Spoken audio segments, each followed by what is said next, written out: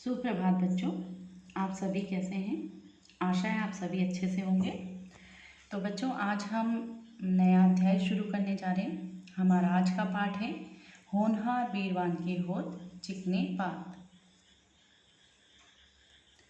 होनहार बीरवान की होत चिकने पात की एक लोकोक्ति है जिसका अर्थ होता है कि गुणवान व्यक्ति के गुण बाल्यावस्था से ही दिखाई देने लगते हैं। भारत के द्वितीय प्रधानमंत्री लाल बहादुर शास्त्री जी अपनी दृढ़ इच्छा शक्ति व संघर्ष की ताकत से ही बुलंदियों तक पहुंचे थे। रामधारी सिंह दिनकर के संस्मरण शास्त्री जी से कुछ अंश लेते हुए इस पाठ में शास्त्री जी के व्यक्तित्व को उभारने का प्रयत्न किया गया है। तो बच्चों, आज हम यहाँ अध्याय अपना शुरू करते हैं। सभी अपनी पुस्तक खोलेंगे। इस होनहार बीरवान की हो चिकने पात की यह एक संस्मरण है जिसे लिखा गया है रामधारी सिंह दिनकर जी ने।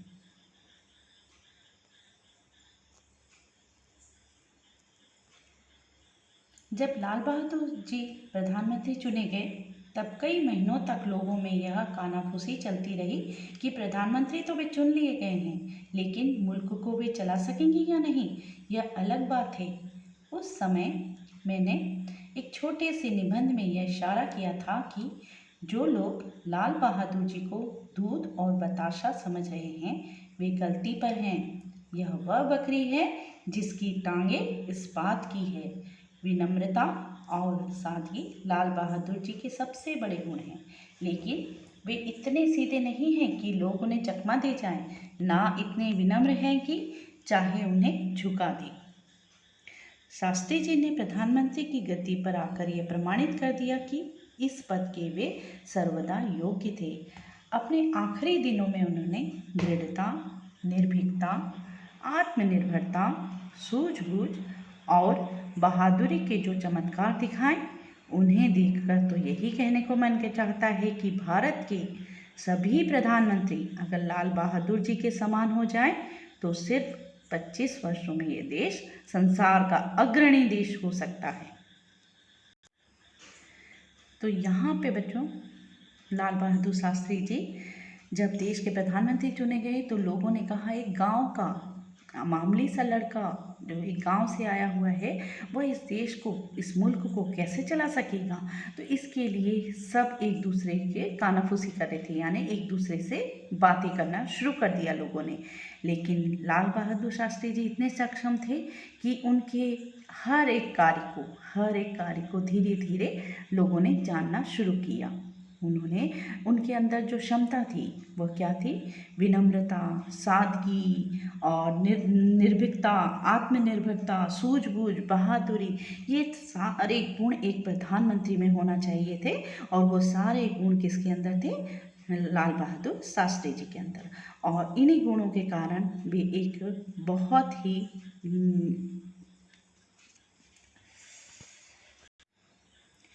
कामयाब प्रधानमंत्री बने।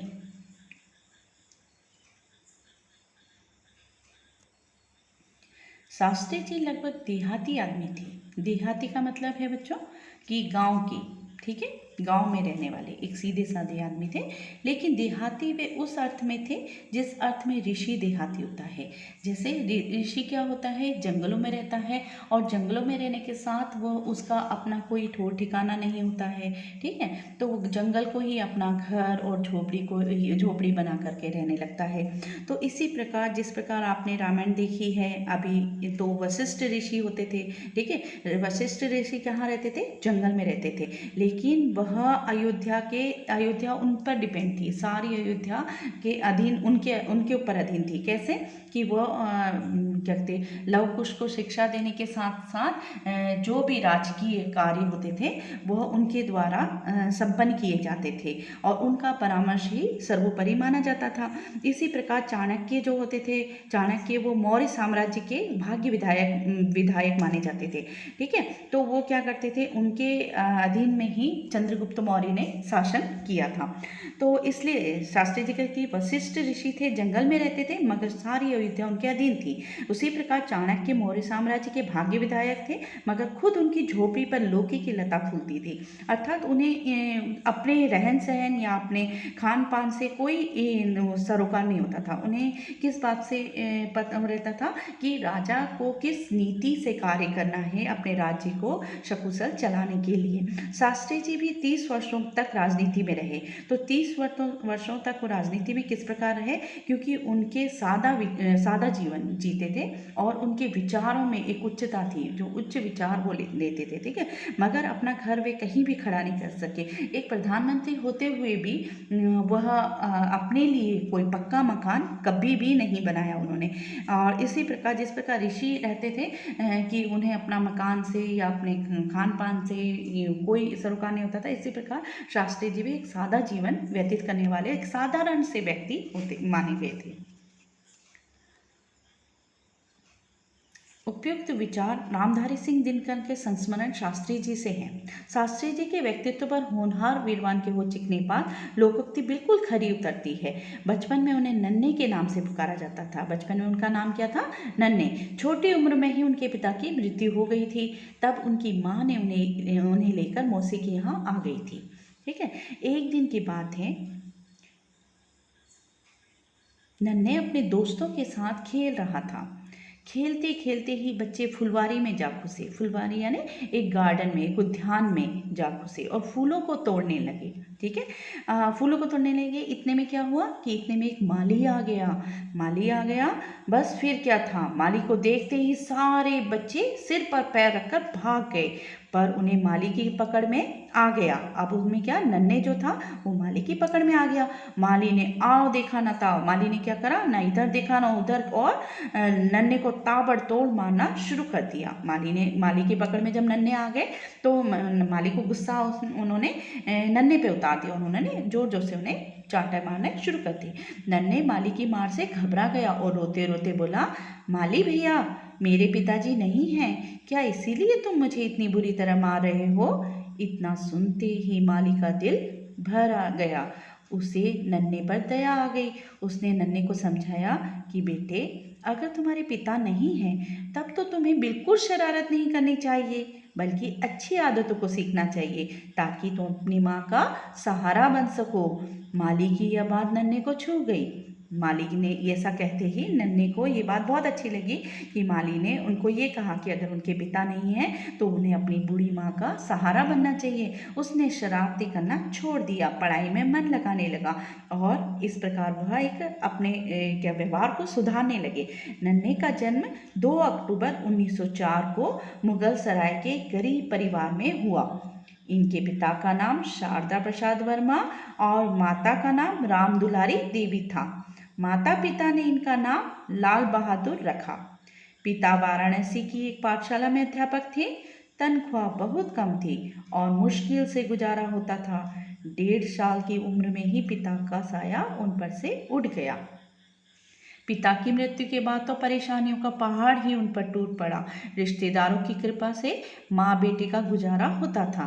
बचपन से ही लाल बहादुर में पढ़ने की ललक थी, इसलिए मुगल सराय से प्राथमिक पाठशाला की परीक्षा प्रथम श्रेणी में पास करके वह वाराणसी के हरिश्चंद्र हाई स्कूल में भर्ती हो गए। मुगल सराय और वाराणसी के मध्य गंगा नदी बहती है। लाल बहादुर रोज गंगा पार करके स्कूल जाते थे। दिन भर पढ़ने के बाद गंगा पार करके घर आते थे। रोज आने जाने से मल्ला भी उन्हें पहचानने लगा था।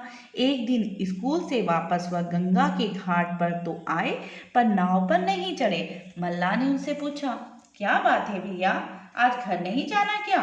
लाल बहादुर ने धीमे से कहा, आज तुम्हें उतराई देने के पैसे मेरे पास नहीं हैं। मल्ला लाल बहादुर की बात सुनकर हंस पड़ा और बोला कि आज तुम्हारे पास पैसे नहीं हैं, इसलिए क्या नाव पर नहीं चढ़ोगे? आओ, आज मैं तुम्हें बिना पैसे के घर लिए चलता हूँ। मल्ला की बात सुनकर लाल बहादुर के आत्मसम्मान को ठेस पहुंची। उसने नाराजगी से कहा, मैं भला मुफ्त में तुम्हारी नाव पर क्यों चढ़ूं?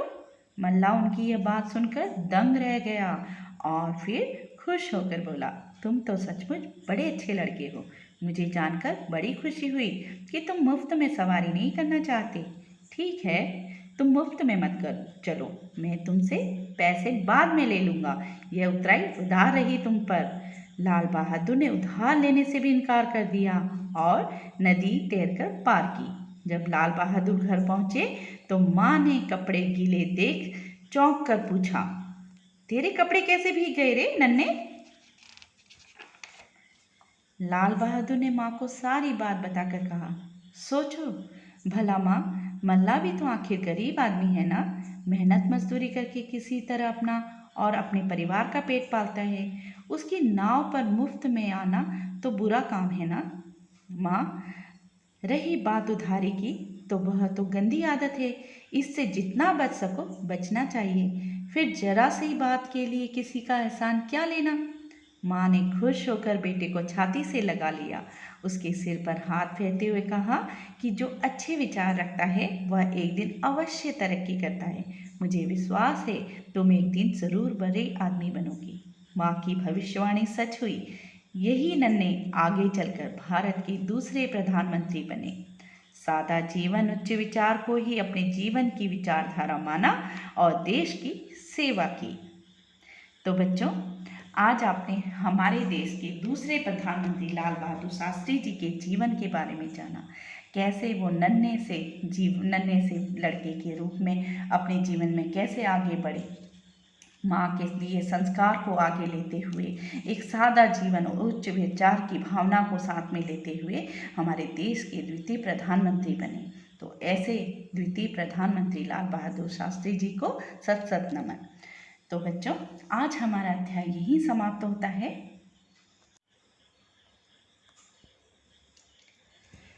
तो अब हम आगे लिखेंगे अवधारणा नक्शा यानी कि कॉन्सेप्ट मैप। हाँ, तो आज का कॉन्सेप्ट मैप है होनहार वीरवान की होड़ चिकने पात। पहले आप ये लिखेंगे। इसमें नंबर 1 पे है शास्त्री जी के प्रधानमंत्री चुने जाने पर लोगों की प्रतिक्रिया। लोगों की क्या प्रतिक्रिया थी, जो अभी हमने पाठ पढ़ा तो उसमें मैंने समझाया आपको। दूसरे में आप लिखेंगे दृढ़ इच्छा शक्ति एवं संघर्ष की ताकत का प्रदर्शन, कि प्रधानमंत्री बनने के लिए उनके अंदर क्या क्या योग्यता थी वह लिखेंगे। तीसरे में आप लिखेंगे ऋषि के समान जीवन यापन, यानी कि सादा जीवन उच्च विचार। ऋषि के समान जीवन यापन करते थे कि बिल्कुल साधारण से व्यक्ति की तरह रहना, लेकिन देश के प्रधानमंत्री का कार्यभार संभालना। चौथे नंबर पे आप लिखेंगे शास्त्री जी उर्फ नन्हे के बाल्यावस्था का वर्णन। यहाँ हमने उनके बाल्यावस्था का वर्णन किया था, ये आप सभी ने सुना। और पांचवें में प्रारंभिक शिक्षा में आत्मसम्मान का परिचय देना, कि उन्होंने शिक्षा कितनी कठिनता से, साधारण नहीं था, एक गंगा जी को पार करके आना जाना और शिक्षा ग्रहण करना। इसी प्रकार प्रारंभिक शिक्षा के साथ अपने आत्मसम्मान का भी परिचय दिया। और छठे उसमें है सादा जीवन उच्च विचार की भावना को अपनाना, कि माँ ने जो उन्हें शिक्षा दी, अपनी माँ की कहे विचारों को, माँ के कहे शब्दों को उन्होंने अपने जीवन में उतारा और उसी के आधार पर अपना जीवन जिया। कॉन्सेप्ट मैप लिखने के बाद बच्चों आगे लिखेंगे लेखक परिचय।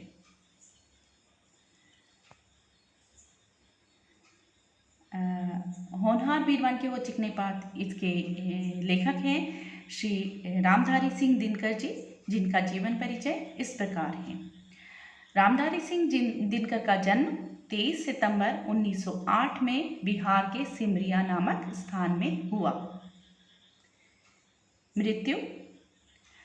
इनकी मृत्यु 24 अप्रैल 1974 को चेन्नई में हुई। शिक्षा, इनकी प्रारंभिक शिक्षा के पश्चात इन्होंने पटना विश्वविद्यालय से बीए की ऑनर्स की शिक्षा प्राप्त करी। इनकी मुख्य रचनाएं हैं रेणुका, रसवंती, उर्वशी, दिनकर की डायरी आदि। पुरस्कार, रामधारी सिंह दिनकर को अपनी काव्य कृति यानी कि उर्वशी के लिए ज्ञानपीठ पुरस्कार दिया गया था तथा पद्म विभूषण से सम्मानित किया गया। जीवन परिचय लिखने के पश्चात बच्चों होमवर्क प्रश्न। होमवर्क प्रश्न में आप पहले करेंगे, आपकी पुस्तक में दिए हैं शब्दार्थ और इसी पाठ का अभ्यास करेंगे। एक बार फिर यही आपका गृह कार्य है। यहाँ हमारा पाठ समाप्त होता है। आपको अच्छा लगा होगा आज का पाठ। इसी के साथ आज का अध्याय यहीं समाप्त करते हैं। धन्यवाद।